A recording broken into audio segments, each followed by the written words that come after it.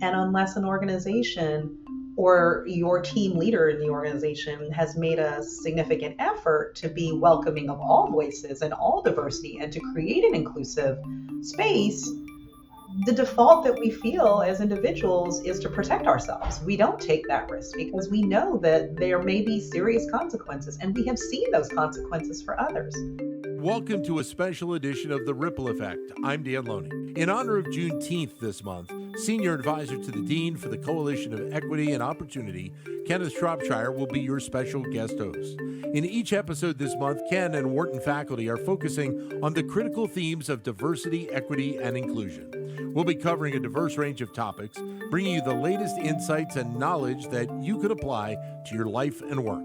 So get ready to dive into this special edition of The Ripple Effect with guest host Ken Shropshire. Well, certainly lots of discussion continuing about the state of the workplace and how DEI factors in. Great to speak again with Ken Shropshire.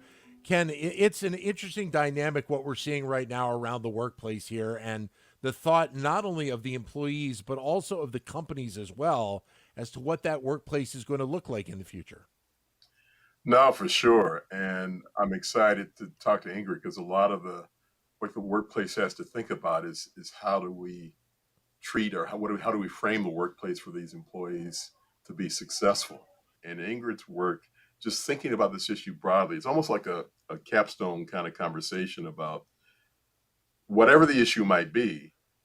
As an employer, how do you provide a better setting? A lot of her work is done in the healthcare space and in hospitals and research there, and not necessarily thinking about the specific issues of DEI, but in fact, what she researches applies in any workplace.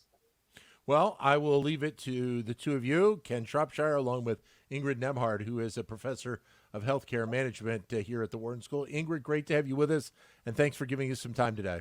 Oh, I'm thrilled to be here. I think this is a nice opportunity to talk about something that's near and dear to my heart, and I think is, as Ken said, relevant, certainly relevant in the industry that I study of healthcare, but broadly relevant to any industry and any place where people go to work.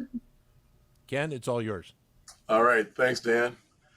So Ingrid, as I said, I'm excited to talk to you about this because I am always learning stuff. By training, I'm a lawyer, so we always take stuff that other people do and make arguments with it. So I'll try not to reframe anything to my advantage.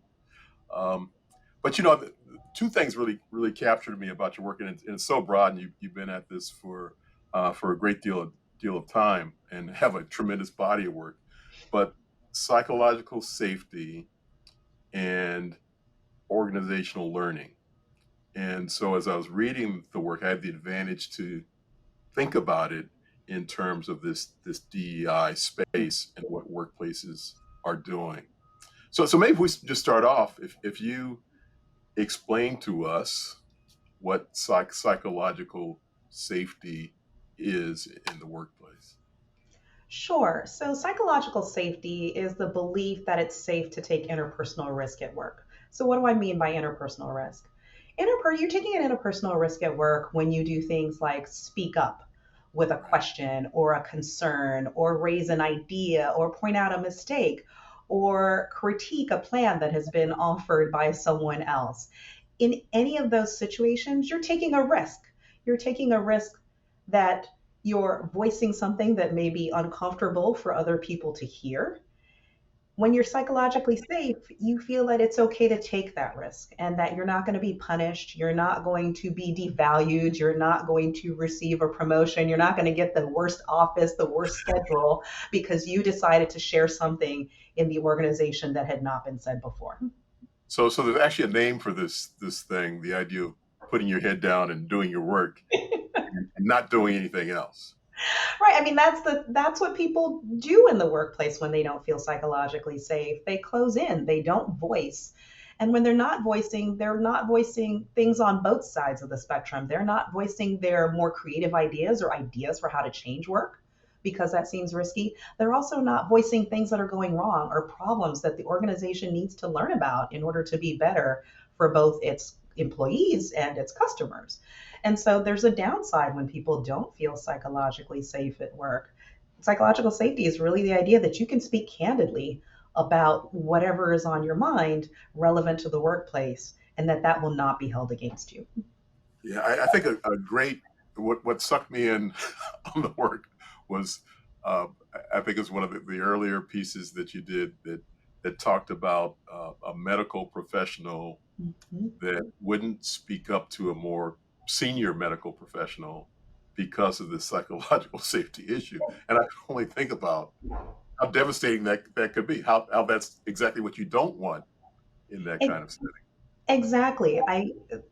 It was my very first study actually that you're pointing out, and we looked at this idea. But I've now seen it over and over again in healthcare, and it's been proven over and over again. You come from a legal background. Imagine the junior associate in the practice speaking up to the partner in the practice. All of those put you in vulnerable positions. In healthcare, we see it certainly it follows the status hierarchy. So whether or not a nurse feels like she can speak up to a physician or a surgeon and say, as bad as this is going to sound, that I'm going to say, you're operating on the wrong body part, right? Or this happens, or Here's you it. need to wash your hands because we all know basic. You need to wash your hands to prevent infection. You see someone enter the room and we're in a busy workplace, so it's not out of malice, but you forget to wash your hand. Does someone does somebody lower in status say, you forgot to wash your hands before you touch the patient? It can have life or death consequences in the context of healthcare, but it is just as significant in other industries in other ways in terms of, do you invest in that drug or not? Do you change the organizational process in that way or not? And what are the ramifications of that?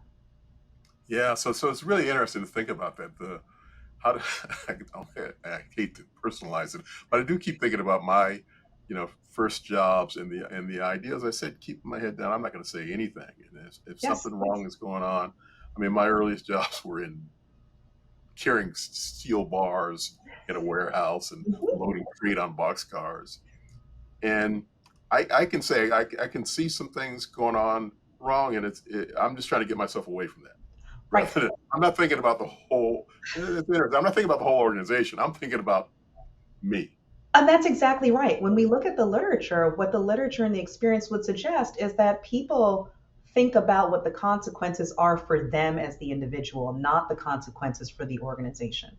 And we can make a guess about what the consequences will be for us, whether that will be positive or negative. Seeing the consequences for the organization can be much more uncertain and they can be delayed. My punishment can be immediate if someone doesn't appreciate what I say. So for just as another issue in the workplace, so DEI diversity issues, um, something seems wrong to either a person who is a member of a diverse group who's black or Hispanic or a member of the LGBTQ community or whatever it might be. They see something wrong in the workplace or they hear something that they think is inappropriate.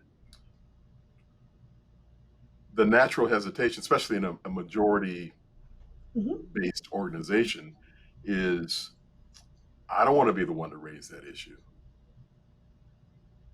So Yes. this fits squarely in the kind of research Yeah. that you're doing because the end result is, well, you should say something because it might make the organization better. Right. Exactly. So I would not, as you said, I would not be considered a DEI researcher. I have been studying psychological safety for many years, but the two I do believe are intertwined.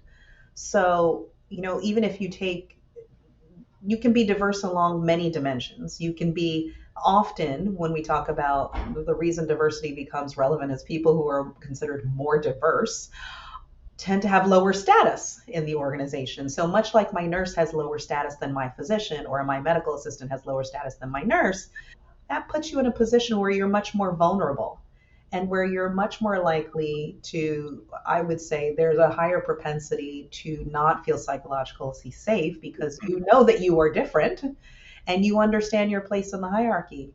And unless an organization or your team leader in the organization has made a significant effort to be welcoming of all voices and all diversity and to create an inclusive space, the default that we feel as individuals is to protect ourselves. We don't take that risk because we know that there may be serious consequences, and we have seen those consequences for others. The thing is that we know that we learn, right? We're humans and we learn from experience.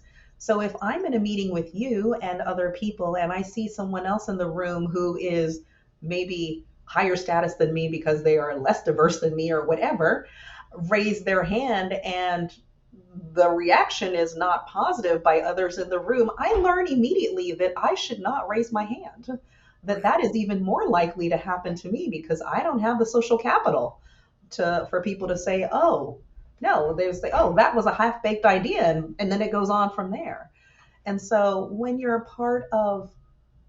are diverse and you're typically aware you're diverse, you're more conscious of, you know when you're taking a risk and you're Yeah, conscious. and we've said in some other conversations too that, and then this won't come out right, but I'm old man, so I sometimes say things that don't come out right. You don't want that diversity issue to be the dominant thing that people turn to you for either. Yes. So that's another reason that may be unique amongst reasons why you don't speak up. I mean, the idea that you're the the entry level nurse and you're looking out for your job doesn't have a whole lot to do with the idea of I don't want to be identified as the smart nurse that says stuff. Right. Right. You're not pegged in the space, but once as a diverse person you start to speak on these issues, then you almost give license for leadership to turn to you and say, You "Well, become responsible. we've got the race issue today." It's so wait a minute, I'm a lawyer. I don't study that stuff. Right. That's not right. I'm here for the finance issues. I'm I not have here. experienced this myself, which is, yes, I think, right, there is the becoming responsible for these issues is another, um, is itself its own issue, right? And how much do you want to speak about this issue? How much do you want to be the bearer of this issue? Will you be included after you have spoken up about this issue if you are truthful about what you have observed in the organization? It's wonderful. Yeah, so my colleague Amy Edmondson, who's at Harvard Business School, and I introduced this concept of inclusive leadership or leadership inclusiveness in our work in the healthcare setting.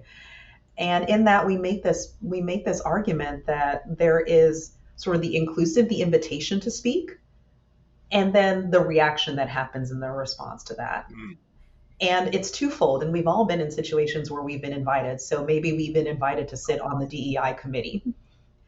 And then you actually participate because you think you have been invited and you have received a genuine invitation to play a role in bringing the organization along in this way. And then the consequences are not positive for you. You have to have both, right? We've all experienced the invitation not followed by the positive outcome that we hope for. So the greater frame to your work with this DEI space is it's fine to create whatever kind of DEI programs you want, but you also have to have an awareness of the psychological safety issue as you do so. Exactly. And not trammel someone down inadvertently with all well intended. We need to initiate these programs. Let's call up Ken and Ingrid to be. They're perfect. I don't know why, but they're perfect. Our lives were perfectly fine Yes. until we were called on. Then the added issue becomes, frankly, too, for all you podcast listeners, becomes as well. If I sit on the couch myself and put this stuff out there, if I don't do it and word gets out that I don't do it, that's another issue from my community. Is well, he was asking, he didn't do it. He didn't want to support Right. his Yes. community. So all this fits under that banner. I mean, I love that you raised the point that, which I think we're really seeing, a lot of organizations are thinking about how to improve belonging and diversity, include, all of it. And that is a wonderful thing. We have hoped for this for many years. And I think we're still figuring out how to do it. I applaud organizations for the many efforts that they try. But what you said is exactly right. Unless the climate really does allow for the free voicing for people to take a risk and deal with these topics truthfully and honestly and candidly, it sort of doesn't matter how many initiatives you announce, right? Because there is a climate that you has to be built within the organization in order for the organization to do hard work. That is hard work. Diversity and like DEI is hard work. And it means that the organization, for many organizations, so this is going to tie into my other stream of research, this is something that organizations have to learn. They have to Right. learn how to do this. And learning is hard. And you can't do learning. Teams can't learn to be different with each other unless there is psychological safety. So your point about sort of all these initiatives, yes, it's who you choose to be on them for sure. There's also the process and what happens once you've put them together. And they can't, unless they have this foundation, it will be extremely hard for them to take flight in the way that you might hope. Okay. So far my education is, so if I'm a leader and I'm going to be focused on psychological safety, I certainly need to contemplate inclusiveness in what I do, and which also just by necessity means make sure you're not excluding or you're going overboard with including. And a good way to do that, the other word that came up in our conversation, is to be aware of the vulnerability of people as you engage in this journey.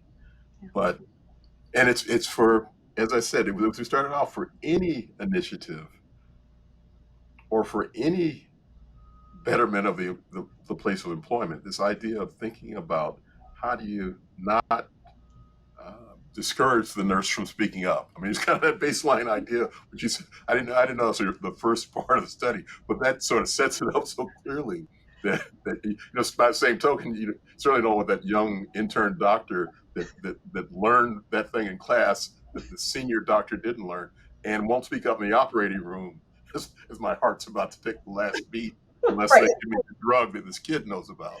So, Yes. so please speak up. Please speak up. So I do want to just in our remaining time talk about the learning part that you raised and organizational learning and how to best make that happen. I think somewhere in your work I saw the phrase something about how to learn better and faster Mhm. is kind of the framing that goes into place. What kinds of things if we got leaders thinking about psychological safety, what kinds of things do we want to leave them in terms of improving the learning that takes place in the organization to get on board with whatever it is the company is trying to drive? So the psychological safety piece is about setting the foundation and the climate, I think. Then the question becomes, what do you do? What are we able to do as a group of workers to make things better? And that's the learning piece. And what I think I've learned from my research, well, I think I've learned quite a few things about, but maybe the thing that is most relevant for listeners is the importance of learning activities that really help people to understand how and why they are doing what they're doing. So let me make that a little bit more concrete. In some of our work, we've distinguished between activities that are learning activities or really learn what. And then we have another class called learn how. So you think about learn what activities as, Ken, let me give you an article about DEI. So you will read the article and you will magically be my DEI guru because I've given you an article. Our work doesn't show that that necessarily leads to the performance benefits and improvements that you want to see. Not that, I mean, you have to educate, but when you're using learning activities that allow people to understand why that's important, and how that is important, and how that will manifest in the consequences that we desire, those types of learning activities make a difference. So sometimes that is about in the healthcare space, sometimes that is, doing your plan, do, study, act cycle. Let's put something in. Let's try it out. Let's learn from it. Let's circle back around. Being very intentional about those and those more active learning activities, those deliberate learning activities can make a huge difference. But we know that workers are not excited about engaging in those activities unless they have that foundation and they feel safe to do it. They have this, that there's the safety, there's the resources, there's, all the things we teach in business school about getting things done. But we need these complements. And so you have to have an environment.